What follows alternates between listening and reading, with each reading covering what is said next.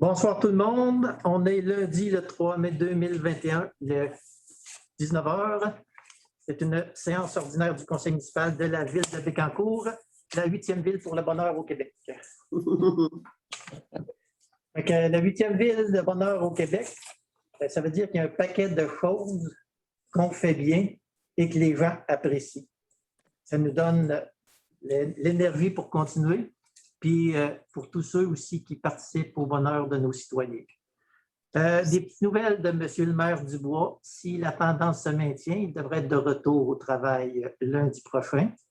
C'est une bonne nouvelle pour lui et pour moi. Pour ceux qui peuvent le voir, je porte un macaron. C'est pour la journée de l'homophobie et de la transphobie qui aura lieu le 17 mai prochain.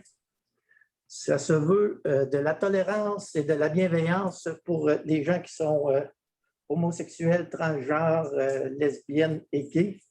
Puis je dirais que cette bienveillance-là devrait transparaître dans toutes nos relations avec les gens qui nous entourent, d'autant plus avec les conditions difficiles qu'on vit présentement, mais qui s'achèvent, on l'espère tous.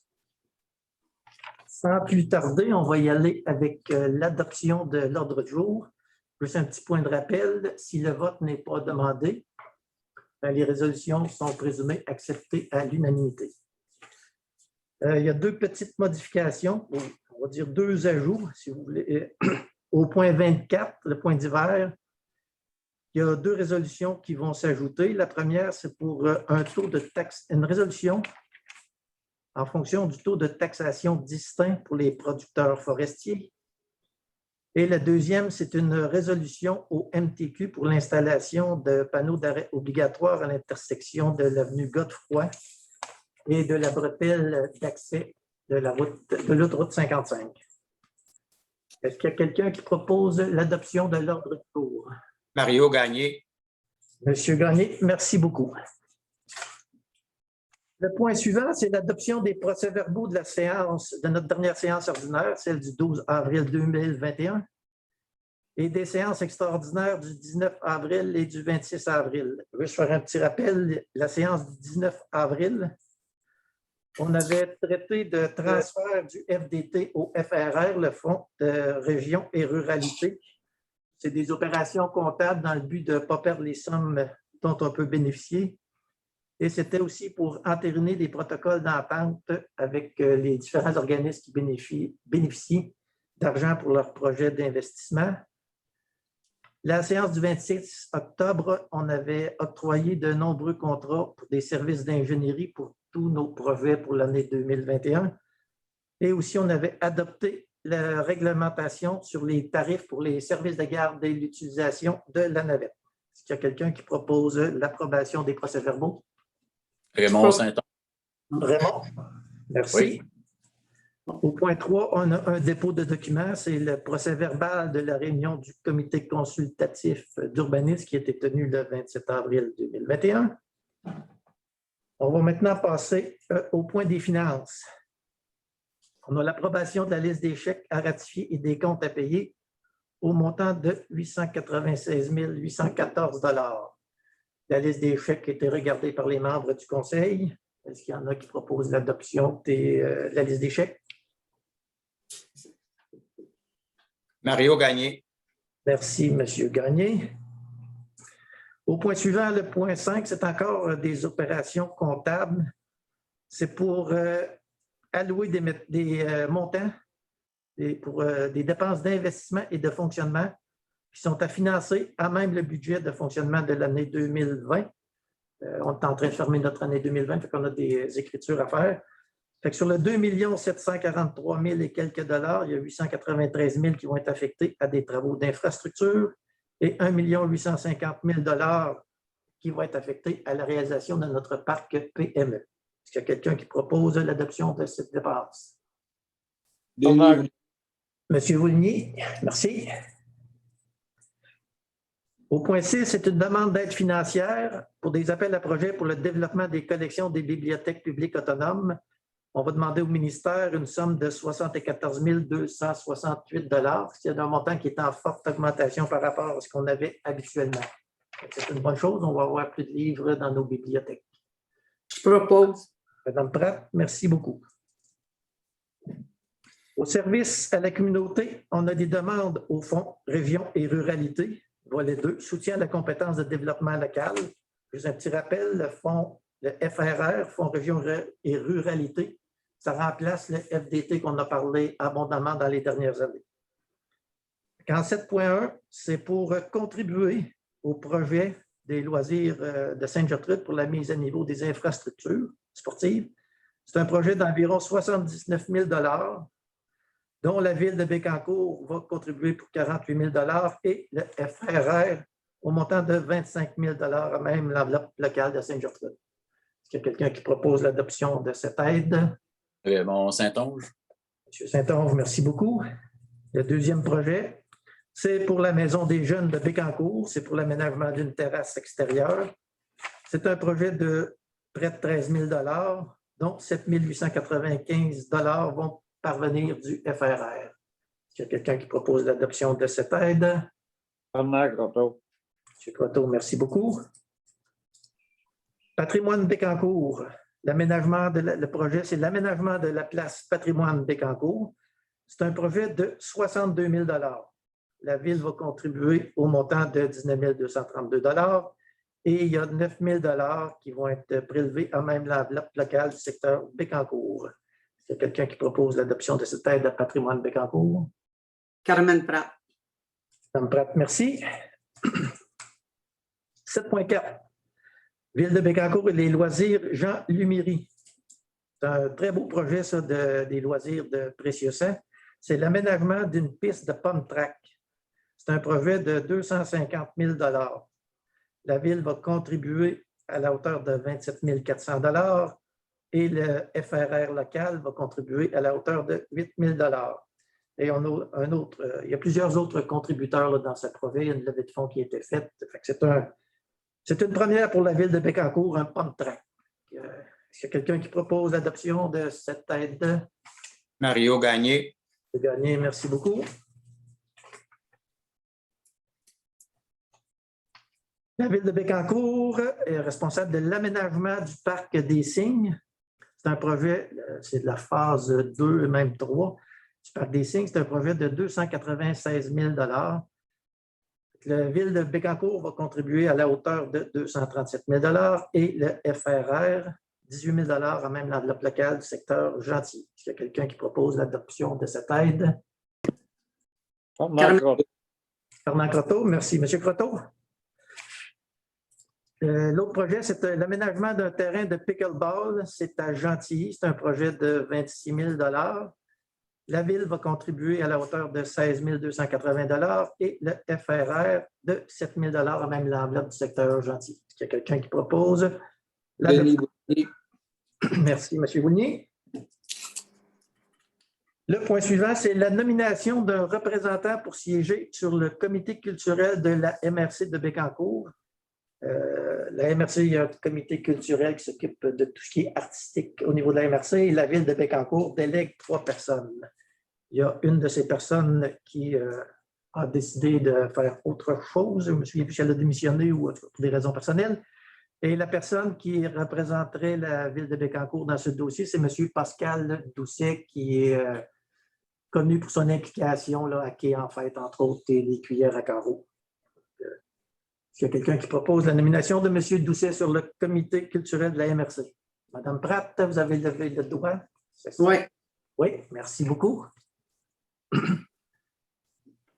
Aux travaux publics, c'est une résolution pour autoriser M. Danny Sauvageau, le surintendant de la division technique, à signer pour et au nom de la Ville de Bécancour les demandes d'aide de prolongement du réseau aérien ainsi que la convention avec Hydro-Québec et Télébec dans le cadre des ententes promoteurs pour les demandes de prolongation de réseau aérien.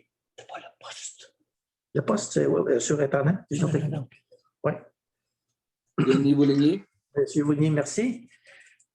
Le point suivant, c'est pour autoriser l'embauche d'un surveillant de travaux employé de type régulier saisonnier à la Ville de Bécancour, comme beaucoup de... La Ville de Bécancour, il ne faut pas oublier, c'est une entreprise aussi. On a de nombreux employés qui sont à votre service. Comme toutes les entreprises, on doit embaucher du monde. Et là, on embauche un surveillant pour les travaux, c'est M. Gabriel Aubry. Est-ce qu'il y a quelqu'un qui propose M. Raymond Saint-Onge. Saint-Onge? Merci beaucoup. À l'urbanisme, c'est une résolution pour adopter un règlement pour la cession des terrains par les promoteurs à des fins de parc dans le développement Plateau Laval dans le secteur Saint-Angèle-de-Laval. Le but, c'est que le promoteur cède des terrains à la ville au lieu qu'il contribue financièrement pour la réalisation de tels terrains. Et les terrains qui seront cédés sont près de notre tour d'eau à Saint-Angèle. Est-ce qu'il y a quelqu'un qui propose l'adoption de cette résolution? Carmen Pratt. Merci beaucoup. À la dernière réunion, on avait des demandes de dérogation mineure avec une procédure COVID. On est maintenant rendu aux approbations de ces demandes-là. Il n'y a pas eu de personne qui s'est opposée à ces demandes de dérogation mineure.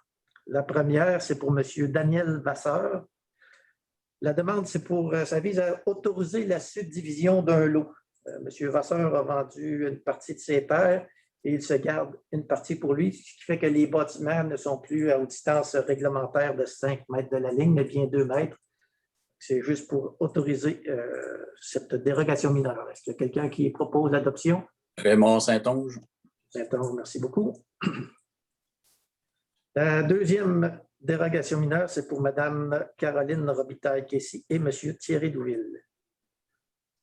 C'est sur la rue Damas-Saint-Arnaud. C'est pour régulariser la marge avant.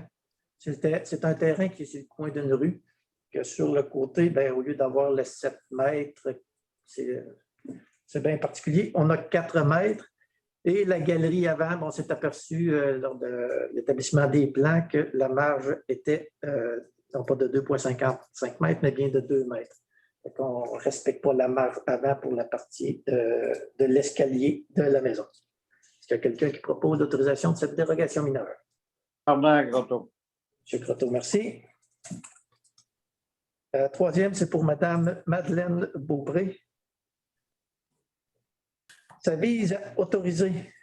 C'est une maison qui est là depuis de nombreuses années.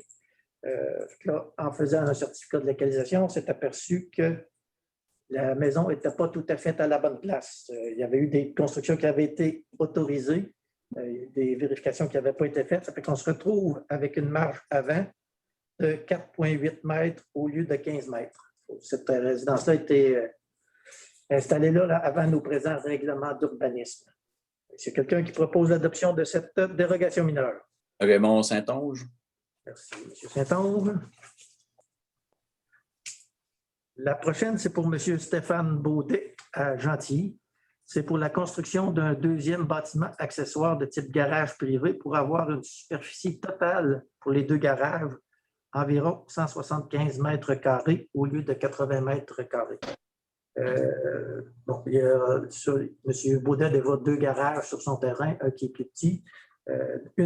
La condition qui a été émise pour l'acceptation de cette dérogation mineure, c'est que le petit garage doit être démoli ou déplacé ou en tout cas ne plus être sur le terrain de façon à ce qu'il n'y ait pas plus que 2 bâtiments accessoires sur le terrain de M. Baudet à Gentilly. C'est sur le boulevard Bécancour. Est-ce qu'il y a quelqu'un qui propose l'adoption de cette dérogation?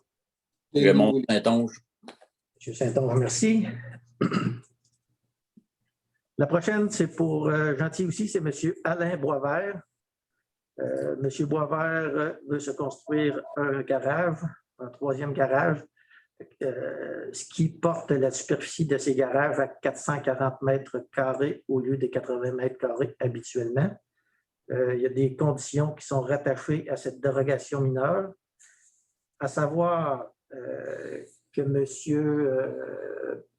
Boisvert doit faire arpenter son terrain de façon à l'agrandir pour que son terrain le garage soit sur le terrain principal de sa résidence.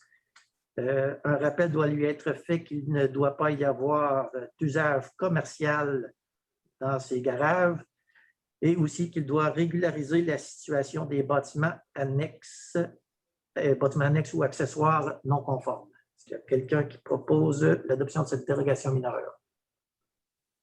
Denis Vouligny. Merci, M. Vouligny. Bon, le prochain, c'est pour plusieurs demandes de dérogation mineure. C'est pour autoriser la consultation écrite de 15 jours pour les dérogations mineures suivantes. La première, c'est pour Mme Audrey Bellavance sur l'avenue Nicolas Perrault. La deuxième, M. Alexandre Bonneau sur le boulevard du Parc industriel. M. Denis Drouin sur l'avenue des Galaxies à Gentilly. Construction Yvon Paris en bordure de l'avenue Croix-du-Sud à Gentilly. La prochaine, c'est une entreprise à numéro sur la rue des Tournesols à Saint-Angèle. Ensuite, on a Michael Manceau sur l'avenue des Capucines. M. Mathieu Léveillé sur la rue des Bégonias. Et la dernière, c'est M. Jean-Philippe Ali-Lemire sur l'avenue des Hémérocales. On voit qu'on a une ville fleurie. Oui, M. Saint-Onge, pour l'approbation de la procédure de remplacement. Non, mais c'est une question. C'est une question, M. Moras. C'est pour qu'ils viennent à l'ordre du jour une prochaine rencontre, ça? Ça, c'est le remplacement de la procédure. Là, à cause de la COVID, c'est une procédure de consultation écrite là, de 15 jours. Et à la prochaine, ça va être présenté au comité consultatif d'urbanisme et à la prochaine séance du conseil, mais ça va être présenté pour approbation ou pour refus selon le cas. Parfait, merci. J'approuve. Merci beaucoup pour le remplacement de la procédure. Demande à la CPTAQ, la Commission de protection du territoire agricole du Québec. La première, c'est pour le groupe de concertation des bassins versants de la zone Bécancour, communément appelé Gros Bec. La demanderesse demande à la CPTAQ d'autoriser l'enlèvement de sol arable sur une partie des lots. C'est au pied du pont La Violette. Là, il y a des fossés à refaire, puis on veut enlever un peu de terre pour éviter que ça redéboule dans les fossés. C'est une demande à la CPTAQ de Gros-Bec. Est-ce qu'il y a quelqu'un qui propose l'adoption de cette demande? Denis Vouligny. Denis, merci. La prochaine, c'est pour JP Doyon Limité. C'est l'autorisation, la demanderesse demande à la CPTAQ l'autorisation d'utiliser à une fin autre que l'agriculture une partie de l'eau du cadastre du Québec pour l'exploitation d'une sablière gravière et d'un chemin d'accès et afin d'obtenir l'autorisation de remblayer pour niveler l'air en demande. Quelqu'un qui propose l'adoption de cette demande? Denis Vouligny. Merci beaucoup. La dernière, c'est pour Mme Nancy Stéphanie Bastien. Mme Bastien a acquis l'ancienne clinique vétérinaire à Gentilly, qui est redevenue une résidence personnelle. Avant la clinique vétérinaire, c'était déjà une résidence personnelle. Ça avait été autorisé par la CPTAQ.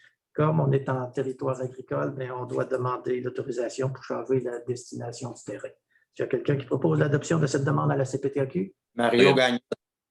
M. Gagné, merci. La prochaine, encore une embauche. On crée de l'emploi. Embauche d'un inspecteur en urbanisme. Comme on émet de nombreux permis de construction, que la ville est dynamique, on se doit d'avoir un paquet d'inspecteurs pour s'assurer que les constructions sont conformes, que les dossiers sont étudiés avec tout le sérieux qu'ils méritent. C'est pour embaucher M. Jean-Claude Bédard à l'urbanisme. Denis Vouligny. Merci beaucoup. Le prochain, c'est pour avis de motion et adoption du premier projet de règlement. C'est une modification à notre règlement de zonage, le numéro 344, pour agrandir la zone P03-347 à même une partie de la zone H03-334 dans le secteur Saint-Angèle. Ça, c'est pour permettre à la Maison des Jeunes d'acquérir ce lot et d'y aménager un espace vert. Il y a quelqu'un qui donne avis de motion et adoption du premier projet de règlement. Carmen Pratt. Madame Pratt, merci beaucoup. On a avis de motion et dépôt d'un projet de règlement. C'est le règlement 1645. C'est le règlement concernant le financement des travaux d'aménagement et d'entretien du cours d'eau Jaco-Bourgeois décrété par la MRC de Bécancour. Le but, c'est de permettre de taxer les propriétaires riverains de ce cours d'eau pour les travaux qui ont été effectués par la MRC. On parle de travaux ici de l'ordre de 10 000 $. Est-ce que j'ai avis de motion et dépôt du projet? Raymond Saint-Onge. M. Saint-Onge, merci beaucoup. Mandat de notaire. Le premier, c'est un mandat pour l'acquisition de plusieurs lots qui appartiennent à M. René Lamotte de Gentilly. C'est pour des fossés en bordure des chemins des Bouvreuils et la route des Peuples. Ça va nous permettre de faire l'entretien des fossés dans ce coin-là. Est-ce qu'il y a quelqu'un qui autorise l'acquisition de ces lots? Raymond Saint-Onge. Saint-Onge, merci beaucoup. Le prochain, c'est une cession de servitude à Hydro-Québec pour des lignes de distribution d'énergie électrique et à Télébec, la société commandite, pour des lignes de téléphone et de communication dans le parc PME phase 2. Le parc va bien dans la phase 1. Donc on est rendu à la phase 2. Puis comme le monde aime bien l'électricité et le téléphone, il faut donner des servitudes à Hydro-Québec et Télébec. Est-ce qu'il y a quelqu'un qui autorise la cessation des servitudes? Mario Gagné. M. Gagné, merci beaucoup. Cession d'immeubles. C'est la cession d'un lot et d'une partie de la rivière Godefroy située en territoire non cadastré au ministère des Transports du Québec. Ça remplace des résolutions qui avaient été prises en 2019, la résolution 207 et la résolution 249. Est-ce qu'il y a quelqu'un qui autorise la cessation de ces immeubles au NTQ? Carmen Pratt. Pratt, merci beaucoup. L'octroi de contrat, c'est pour le traitement de la liste électorale, parce qu'il y a des élections qui s'en viennent cet automne, de façon à s'assurer que les élections vont bien se dérouler, malgré il y a des changements qui s'en viennent aux procédures électorales à cause de la pandémie. Vous allez être mis au courant de ça. Le but, c'est d'accorder un contrat de gré à gré à l'entreprise Innovision Plus pour le prix de 25 433 $. C'est entre autres pour la révision de nos listes électorales et pour un module parce qu'il va y avoir des votes par la poste là, aussi. On va pouvoir le faire avec l'acquisition de ces modules informatiques. Est-ce qu'il y a quelqu'un qui autorise l'octroi du contrat à Innovision Plus? Denis Vouligny. Vouligny, merci. Reconduction de contrat d'assurance. L'assurance en cas de décès ou de mutilation accidentelle et maladie grave des employés de la Ville. C'est pour prévenir la Ville d'éventuelles demandes. L'assurance est au coût de 6 121 $. Est-ce quelqu'un qui autorise la reconduction de notre contrat d'assurance? Carmen Pratt. Madame Pratt, merci beaucoup. Soumission, la direction générale, c'est la fourniture et l'installation permanente des bandes de la patinoire extérieure de Gentilly. C'est pour donner la soumission au plus bas soumissionnaire conforme. C'est une entreprise faisant affaire sous le nom de Omnitexport pour le prix de 48 824 $. Est-ce qu'il y a quelqu'un qui a le contrat? Raymond Saint-Onge. Saint-Onge, merci beaucoup. La prochaine, c'est pour autoriser des dépenses pour assister de façon virtuelle aux assises annuelles de l'Union des municipalités du Québec qui auront lieu du 12 au 14 mai. Et il y a M. Raymond Saint-Onge qui a manifesté l'intérêt d'y assister, tout comme M. Jean-Guy Dubois. C'est pour autoriser ces dépenses-là. Est-ce qu'il y a quelqu'un qui propose l'autorisation des dépenses? Carmen Pratt. Carmen Pratt, Madame Pratt, merci beaucoup. Au point divers, on a 2 nouvelles résolutions. La première, ça fait suite à des discussions puis des modifications à la loi. La loi va permettre aux municipalités d'avoir des taux de taxes différents pour les producteurs forestiers, tout comme on peut le faire pour les producteurs agricoles. Il y a une demande, une résolution à envoyer à notre gouvernement du Québec pour s'assurer que ce soit le gouvernement du Québec qui finance des telles initiatives et non que ça se fasse au niveau municipal, pour entre autres s'assurer de certains traitements équitables pour l'ensemble des producteurs forestiers du Québec, que ce soit le même régime pour tous. Il y a quelqu'un qui propose l'adoption de cette résolution. Raymond Saint-Onge. M. Saint-Onge, merci. La prochaine, c'est notre façon de communiquer avec le ministère des Transports du Québec, c'est par voie de résolution. C'est suite à des demandes de citoyens. Le but, c'est de demander au ministère des Transports du Québec d'installer des panneaux d'arrêt obligatoires sur l'avenue Godefroy et à l'intersection de l'autoroute 55. Il y a une partie que c'est le ministère des Transports, puis l'autre partie, c'est la ville. Il faudrait avoir un certain souci de conformité. On va demander au ministère des Transports d'installer le panneau de leur côté, puis nous, on le fera de notre côté. Ça coûte très peu et on devrait augmenter de façon importante la sécurité à cette intersection. Est-ce qu'il y a quelqu'un qui propose l'adoption de cette résolution? Denis Vouligny. Merci. C'est maintenant à vous à parler, chers membres du Conseil. Je vous laisse la parole. Oui, M. Saint-Onge. Oui, bien, écoutez, je vais débuter. Le mois de mai est le mois de l'arbre. On en a entendu parler dernièrement. Les boisés permettent à de nombreuses personnes de bénéficier de la forêt, que ce soit pour pratiquer le loisir ou profiter du calme et de la beauté de la nature, ou bien d'y travailler. Cette année, à la ville de Bécancour, nous avons fait un lien avec l'arbre en instaurant l'arbre de vie pour souligner les nouvelles naissances. Pour cette année, la référence était l'année des naissances, en fait, 2020. Donc, nous sommes heureux de constater l'engouement qu'a créé cette initiative, puisque 41 inscriptions ont été enregistrées. Donc, c'est bravo pour le lien avec l'arbre et les nouvelles naissances. Voilà. Merci, M. Saint-Onge. Oui, Mme Pratt. Bien, moi, je voudrais informer les citoyens que la semaine prochaine, avec Émilie et Mme Julie et Mme Allard, nous allons se conseiller, se contacter et pour que ce soit possible d'avoir de nouvelles possibilités d'avoir des enfants, des places pour les enfants en garderie, parce qu'il y a beaucoup de petites garderies qui ont fermé durant la COVID, alors il manque des places. Mais il paraît qu'on n'est pas éligible pour avoir de nouvelles places. Là, on va essayer de travailler et parler au gouvernement pour être éligible à avoir des places supplémentaires pour nos jeunes enfants qui ont besoin de place pour que les mamans puissent aller travailler. Voilà. Ça va se passer la semaine prochaine. Merci, Mme Pratt. Juste pour faire un petit avou d'information sur le point que vous venez de soulever des garderies. Effectivement, on a des places. Mais ce qu'on manque surtout, c'est de gens qui vont s'occuper des services de garde en milieu familial.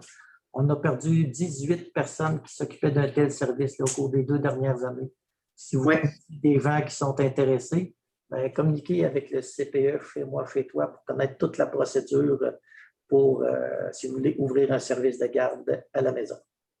Voilà. Merci beaucoup. Merci, Mme Pratt. Oui, M. Vouligny. Écoutez, moi, je vais vous annoncer qu'il va y avoir encore cette année un relais pour la vie qui va avoir lieu en juin. Maintenant, avec des méthodes différentes de ce qu'on a connu, là, il faut le faire chez soi. Alors, vous pouvez toujours vous inscrire au relais pour la vie en allant sur Internet, sur le service Société canadienne du cancer. Donc, il faut savoir que la Société canadienne du cancer, par rapport au COVID, a perdu beaucoup, beaucoup de dons. C'est plus que la moitié qui ont perdu. Alors, il faut continuer parce que malheureusement, le cancer n'arrête pas. Je le sais, moi. Et donc, si vous voulez vous organiser chez vous ou encore allez voir sur le site Internet, préparez-vous à participer à l'événement. Nous, on l'a fait l'an passé, puis tout a été bien. Alors, ça permet de ramasser de l'argent pour la recherche et le bien-être des personnes atteintes. D'autres affaires, écoutez, on est au printemps. Alors, moi, ici, autour de chez nous, je vois des gens travailler dans leur plantage, l'aménagement, préparer l'aménagement. Alors, comme on aime que la ville soit belle et propre, l'embellissement, c'est important. Donc, vous avez le temps. Cette année, on ne peut pas trop sortir. Travailler dans vos parterres, aménager ça en beauté, des belles fleurs. Ça sera plus agréable pour tout le monde et ça va embellir notre ville. Merci beaucoup. Merci, M. Vouligny. M. Gagné. Les fleurs, ça attire les papillons, ça, M. Vouligny, je pense aussi, hein? Et les abeilles qui sont en perte. Oui. Moi, 2 points. Le premier point, c'est je suis très heureux d'avoir des salages là, qui montent sur la rue Missouri après Suissant. Beaucoup de nouvelles familles qui s'installent, donc les terrains se vendent bien. Donc, c'est un plus là, pour le secteur. Le deuxième point est il est plus personnel un peu. Vous savez que je suis en fin de mandat et on travaille fort au niveau du développement économique de Bécancour. Mon souhait, et je ne sais pas s'il va se réaliser avant le mois d'octobre, ce serait que notre corporation de développement économique de Bécancour soit plus autonome. Là, il faudrait peut-être que j'explique un peu, là, mais il y a des municipalités qui ont leur corporation de développement économique et qui sont autonomes, c'est-à-dire que l'argent qui est versé pour investir, elle ne vient pas nécessairement de la ville. En tout cas, ces corporations-là arrivent à faire de l'argent par elles-mêmes et elles peuvent réinvestir. Je dois dire qu'aujourd'hui, j'ai été un petit peu surpris de voir qu'il y a un projet qui n'est pas sûr qu'il va se réaliser parce que la ville, elle est parce que c'est la ville qui investit, là. Mais en fait, oui, peut-être, excuse de t'interrompre. Oui. On va peut-être te greffer un sourire au visage. On va parler de ce sujet-là tout de suite après la réunion. Il y a de l'évolution dans ce dossier-là. D'accord. Ah ben, si la corporation est devenue autonome d'ici l'après-midi, bien, tant mieux. Non, mais nonobstant tout ça, on va en parler tout à l'heure, là. Oui, mais c'est quand même mon souhait, là. Oui, c'est beau. Merci. Merci. Monsieur Gagné, vous avez parlé de fleurs. Moi, je vous en parle. Voici des belles fleurs qu'on retrouve devant chez nous. Et c'est une voisine d'ailleurs, mais vous, monsieur Gagné, vous vous êtes mis en belle couleur aujourd'hui. Vous avez fait allusion aux papillons. Je ne sais pas si vous avez vu ça sur ma chemise, mais merci. Monsieur Croteau, avez-vous... Ah, excusez. Monsieur Croteau, avez-vous quelque chose à ajouter? Non, c'est bon. C'est beau. Je vous remercie tous. On va passer à l'item suivant de l'ordre du jour, la période de questions. Moi, je n'ai pas reçu Tu n'as pas reçu, toi, Isabelle? Par écrit. Donc, je ne sais pas s'il y en a parmi vous qui avaient une question. Si oui, bien, je vous invite à ouvrir votre caméra et ouvrir votre micro et l'adresser directement aux membres du conseil. Oui, bonjour, Stéphanie Paradis pour le Courrier Sud. Je voulais qu'on revienne sur le point 7.1, les loisirs de Sainte-Gertrude pour la mise à niveau des infrastructures sportives. Je me demandais, en fait, on parlait de quelles infrastructures exactement et c'était quoi les besoins de mise à niveau qu'on retrouvait à cet endroit-là? Vous me posez une bonne question. Raymond, as-tu la réponse? Oui, bien, le plus gros, c'est la remise, les bandes de patinoire. Il y a des travaux qui vont se faire aussi au terrain de baseball, au terrain de balle, c'est-à-dire. Et il y a d'autres petits travaux aussi connexes, là. C'est là-dessus que vont se faire les travaux cette année. Merci. J'aurais aimé aussi revenir au point 7.5 pour l'aménagement du parc des Cygnes. En quoi consistait la phase 2 exactement? La phase 2, c'est l'installation, c'est des projets qui avaient été autorisés là, dans notre programme triennal d'investissement, tous ces projets-là. C'est l'installation de jeux d'eau avec un chalet de service, entre autres. Parfait. Merci, c'est tout pour moi. Merci. Monsieur Ouellette? Oui, concernant l'intersection de l'autoroute, la bretelle d'autoroute 55 avec l'avenue Godefroy, qu'est-ce qui appartient ou qu'est-ce qui est sous responsabilité de Transport Québec? Qu'est-ce qui est sous la responsabilité de la ville de Bécancour? Peux-tu dire, Marc? Oui, quand on a la bretelle, du côté nord, c'est MTQ, du côté sud, c'est la ville. OK. OK, donc, OK, je comprends. Puis l'avenue Godefroy comme telle, c'est de responsabilité municipale. C'est-à-dire, la rue Godefroy, là, à la hauteur de la bretelle, c'est là qu'on sépare les responsabilités. Celle du côté de Trois-Rivières, du côté nord, ça, c'est MTQ. Puis celle qui s'en va dans la seigneurie comme telle, côté sud, ça, c'est la ville de Bécancour. OK. Et les bretelles comme telle, c'est MTQ. C'est le boulevard Godefroy qui, lui, sépare à la hauteur de la bretelle. D'accord. Concernant, je me rappelle qu'il y avait une demande qui avait été faite au ministère des Transports pour réduire la limite de vitesse sur, je ne sais pas si ça a été fait sur Godefroy, mais sur de Port-Royal, ça avait été demandé. Est-ce qu'il y a eu une suite à ça? Ça avait été refusé, je crois. Hein? ben, ce qui a fait qu'ils ont installé de la signalisation, ils ont diminué à une époque, là, quelques années. Ils ont diminué, là, on n'a pas refait ce genre de demande-là de mémoire. C'est l'installation des panneaux de signalisation là, qui est la nouveauté là, dernièrement, là, suite aux accidents. Il avait réduit, mais de l'autre côté de l'autoroute, du côté de Port-Royal. On a réduit les vitesses. OK, présentement, c'est réduit à 50, là? Ou, 70, on a passé de 90 à 80, c'est sorti à 50 maintenant. Mais je n'ai pas le détail par cœur, mais on pourrait vous revenir là-dessus, M. Ouellet. Parfait. Merci.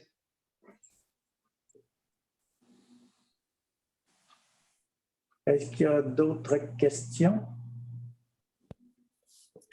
Oui. Oui, M. Larchevel. Bonjour, M. Marat. Je pense que vous avez un peu de son, M. Larchevel. Est-ce que vous avez deux appareils? C'est écho épouvantable. Non, mais vous avez deux appareils ouverts dans la même pièce, selon moi, M. Larchevel.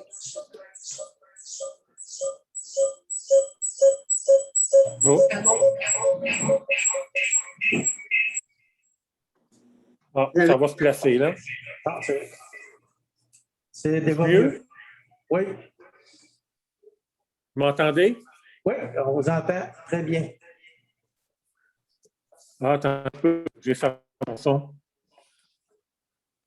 Là, vous m'entendez? Oui, on vous entend vous. Ouais. Parfait, merci. Je m'excuse de l'inconvénient. En fait, je sais qu'il y a une partie d'un dossier du comité citoyen qui est réglé à Sainte-Gertrude, qui est le parc industriel des Châtaigniers. Content que ça soit réglé. Je n'ai pas eu la chance de remercier le conseil municipal là-dessus du travail qui a été fait. L'autre question que je me posais concernant le tourisme dans notre secteur, je sais qu'il y a des démarches qui ont été entreprises avec la CPTAQ concernant le parc équestre. Est-ce que ça a été, ou est-ce que ça en est rendu au niveau de ces démarches-là? La demande a été transmise à la CPTAQ, puis là, c'est en traitement à la CPTAQ. Là, ça ne relève plus de notre ressort. C'est le tribunal là, qui va, pas le tribunal, mais les commissaires qui vont statuer sur la justesse de la demande. Là. OK. Puis est-ce que, parce qu'on sait que par le passé, là, le tribunal administratif avait refusé les premières demandes qui avaient été faites, s'il y a un nouveau refus de la CPTAQ, est-ce qu'il y a d'autres projets envisagés pour la réalisation d'attractions touristiques pour le secteur? Pour tout de suite, on fonde bien des espoirs sur l'acceptation de la demande. Là. Elle a été réduite. La demande est au minimum ou au maximum, là, dépendant de quel côté on regarde ça, pour que ça soit accepté, pour qu'on puisse continuer à exploiter le camping équestre à Sainte-Gertrude. Je dirais, il y a le plan B, mais ça sera, s'il y a un plan B à produire, mais ça sera suite au jugement. Là, puis il y a toujours un processus d'appel là-dedans. Là. S'il y a un premier refus, c'est un processus qui peut être excessivement long. Il y a une évaluation préliminaire qui est faite. Après ça, ça va être la vraie évaluation. Et si on n'est pas satisfait, bien là, on peut aller au tribunal administratif du Québec avec notre nouvelle demande. Parfait. Deuxième question. En fait, c'est pour vérifier avec M. Saint-Onge, puis peut-être que vous aussi, vous le savez, est-ce que la toiture du centre des communautaires va être refaite dans le même projet cette année? Non, M. Larchevêque, la toiture a été refaite du côté sud. La toiture, les bardeaux d'asphalte ont été refaites l'an passé du côté sud du centre communautaire. OK, parfait. Il y avait un montant de 19 000 là-dessus. OK, fait que c'est complété, ça, ce projet-là. Oui, bien, en tout cas, il semble que le côté nord était correct, que le côté sud était vraiment problématique et ça a été fait l'an passé. C'est au budget, en fait, 2020. OK, parfait. Bien, merci beaucoup. OK.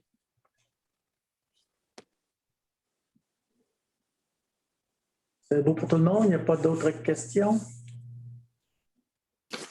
Fait que ça prendrait quelqu'un pour proposer la levée de l'Assemblée. Ah, Mme Pratt est prête. Merci beaucoup, Mme Pratt. Fait que les membres du Conseil vont vous demander de rester. On va discuter un petit peu après la réunion. Merci.